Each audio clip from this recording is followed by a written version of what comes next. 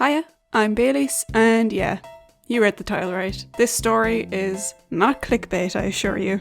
I genuinely was a missing person. Granted, it was only briefly, but it still counts. And I still think it's a worthwhile story to tell, and it is funny in hindsight. Well, I think it's funny at least. My story begins in May of 2019. I had just finished my summer exams and projects and was getting ready to move back home for the summer and hopefully find a job. That's when I got a call from my project supervisor. He says that there is a bird surveyor job open and he thinks that I'd be perfect for it, so he wants to give them my number to call me. I say yes, obviously, and get all the details sorted from the person in charge of the project. I was going to be surveying a chough population in a remote area in Ireland called Dursey Island for an engineering project to upgrade facilities there. Dursey Island is a small island at the very end of the Beara Peninsula, way in the very southwest of the country. I was ecstatic. This is exactly the kind of work I love, even if the drive there is over 3 hours and terrifying. Fun fact, my first ever time driving alone was on the 3-hour trip down narrow country roads to get to Dursey. Very good practice for high-stress, long-distance car journeys. Something to note about this part of Ireland. The terrain is very uneven and hilly. Lots of rocky outcrops and sheer cliffs, so not the safest terrain to walk in if you're inexperienced. The only way to safely get to Dursey Island is via cable car. The only one that goes over the sea in Europe, and I'm pretty sure the only one in Ireland. The sea surrounding it is treacherous enough, so boats can only safely dock there roughly twice a year. So, I had found a B&B to stay in for the night and was going to be meeting the head surveyor in the morning. I was nervous but so excited to start and get some real-world experience in field ecology. Little did I know that I was going to get a very different experience to some happy bird watching. I met up with the surveyor, let's call him Jay, and we hop on the cable car from the mainland to Dursey Island.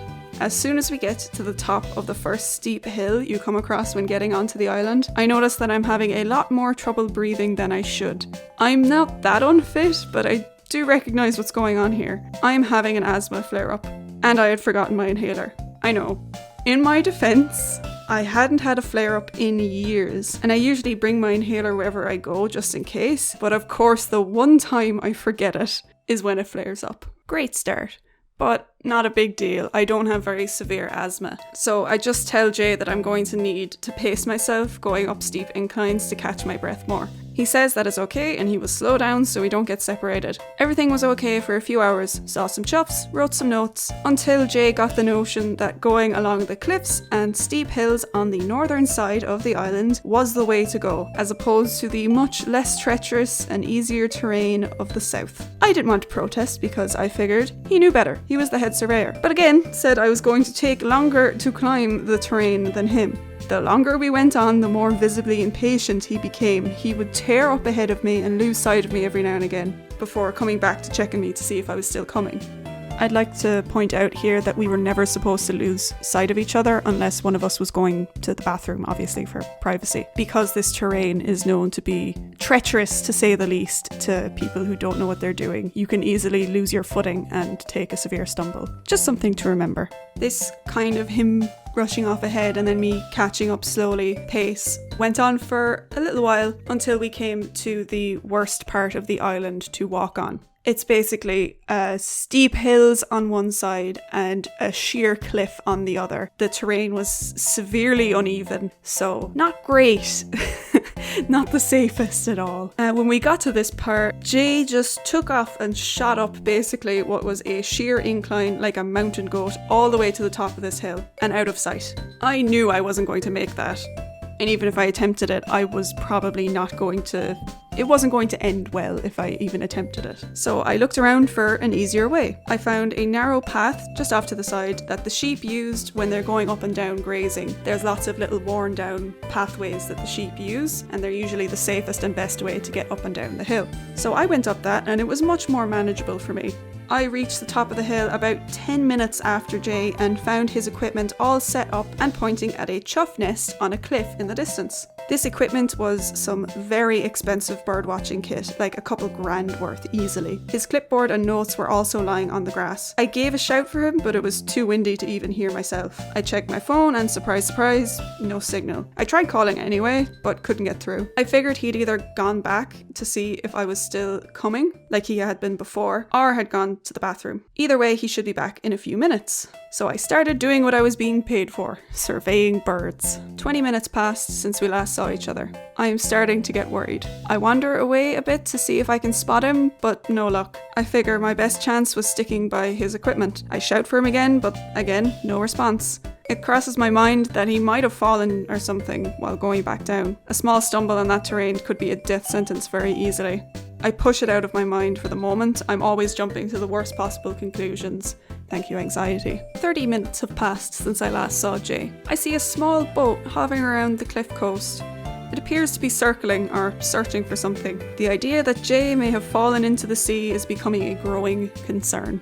Less than 10 minutes after the first boat, I see a Coast Guard boat join in. This is a bad sign. I start shouting for Jay again, but it's no use. My only safe choice is to stick to where I am and be visible. It was then 15 minutes after I last saw Jay scaling that hill that a helicopter appeared over the horizon. To give you an idea of how bad the wind was, I didn't hear the helicopter until it was directly above me. I am bricking it. Jay is dead or something. A man rappels from the helicopter and stumbles his way down the hill to me. He's going to announce that Jay has fallen and died and that I need to be airlifted somewhere to identify the body or something. The rescue guy then shouts, "Are you Christine?" It's not my name, but close enough, I guess. I say yes, and he then tells me that I have been reported missing. I say I've been here the whole time, and he is visibly confused. He radios the Coast Guard boat, and they confirm it. I've been sitting on top of the hill the whole time. I tell him that Jay has been missing for the past while, and he again has to radio his colleagues. After some debate over the radio, it turns out that Jay had made the call and reported me missing less than 10 minutes after he lost sight of me.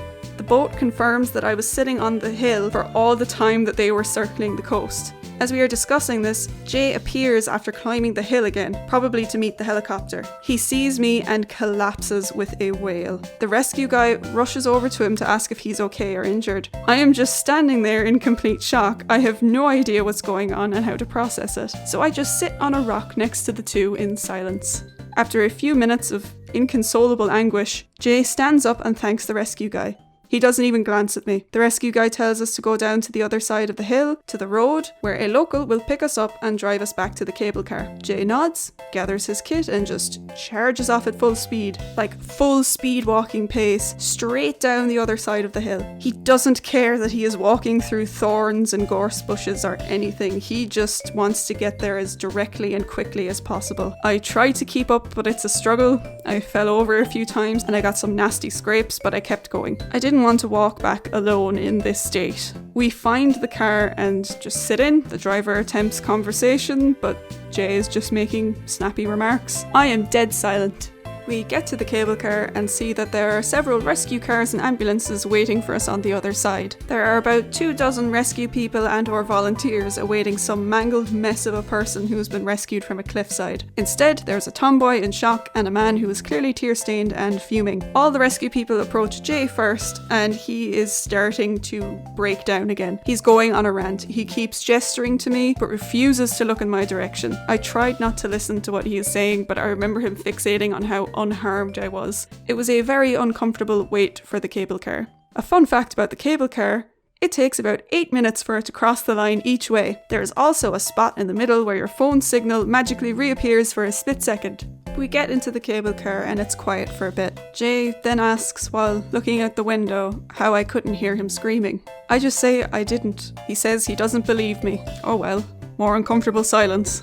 We then hit the sweet spot where the phone signal returns and our phones start going off. I have a bunch of missed calls, as does Jay. The rescue volunteers on the cable car with us try to make small talk to break the tension. We get back to the mainland and Jay packs his things into his car. Again, without looking at me, he says, "Best of luck with your life," as he shoots a small wave in my general direction and leaves. I say bye, fairly weakly, but I doubt he heard me or cared. I sit on a bench and just look out to sea for a while and have a wee cry. A rescue guy brought me a coffee or something, I don't remember, and just waited with me until I was ready to leave. And that was my first day on the job. Not bad if I do say so myself. You won't be surprised to hear that I had to do several phone calls and written statements to fill out the incident report with the company. Jade never really responded to them ever, just one very short email a week after it all. He didn't continue to work with them either. But I did. I spent the whole summer on Jersey with 2 other surveyors that were hired after me and the whole incident. You'll be glad to hear that no other incidents or missing persons were reported while I was working there. There were a couple of articles written about it. It was even briefly mentioned on the news. They all reported it as a missing tourist story for some reason though. I'll have you know, I was out there working. Jersey has 1 or 2 helicopter callouts each year, so they were glad this one was a false alarm in the end. Jay was convinced I had died or something, so calling the Coast Guard wasn't a bad thing, just unfortunate that he never doubled back to check the top of the hill where his equipment was set up. It is kind of funny though that he never once thought to check back at the top of the hill. All hindsight, I guess. So there you have it. The time, I was a missing person for about an hour. I hope you enjoyed this storytime style video. I thought I'd try it out. Might do another if I think there's any other interesting stories from my life, but there aren't many unfortunately. Make sure you like and subscribe, and I'll see you in the next video. If I don't get reported missing, of course.